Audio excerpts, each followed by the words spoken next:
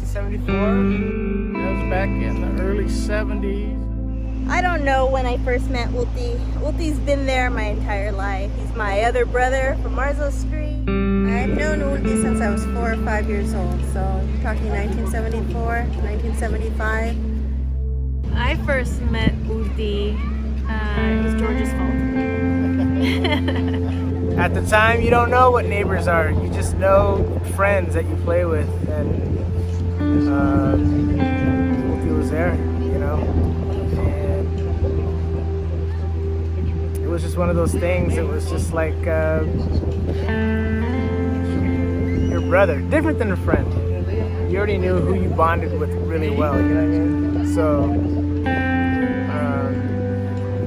it was like that. It was tight. He used to walk me to kindergarten all the way from home to school. He had to make sure he had my hand. I remember at some point, the brothers, the older ones, always instigating. It's like, oh, he's your boyfriend, and she's your girlfriend. And it's like, I had my first kiss with Ulti, the cutest, most innocent thing ever. And my whole life, I've just looked at Ulti as the biggest teddy bear with the biggest heart. Humble, kind-hearted, the sweetest guy that would give you the shirt off his back. Ulti, man, I think you were a better brother than I was. One of my best memories is he used to ride me home on the bike. I used to ride on the pegs and from Los Altos all the way home every day. And that was one of my best memories. Just being on the back of the bike and feeling like he was taking care of me. He was my protector. You did so much for not just your own family, but for other people. It's a big hole now that you're gone.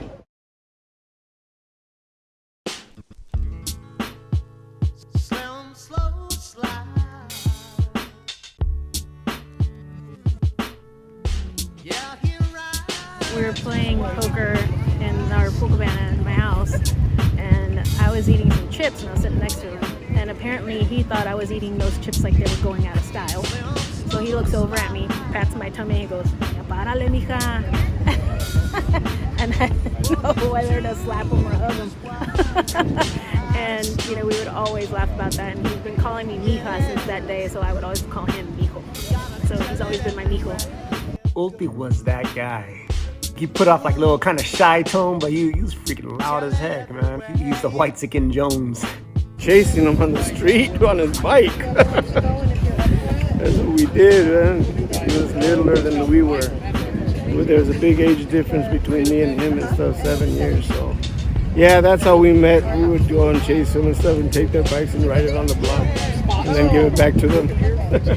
Probably back in '95, December, and became my brother-in-law in '96, and actually became my brother. One of the 2 brothers out of the 4 that I actually have, Eddie Ulti, he was more of a brother than my other 2 brothers I have. I love you, mijo. I'm gonna miss you. I love you, man. I never told you that in person, but I know you knew it. I'm gonna miss you, bro, man. You're like a brother to me, man. Peace out, bro. Thank you for being a good brother. I'll see you again, brother, someday. Love you. He's still with me, so I can still hear him. I can still hear his voice. So it's like he never left. And until I see him again, it'll be a nice reunion.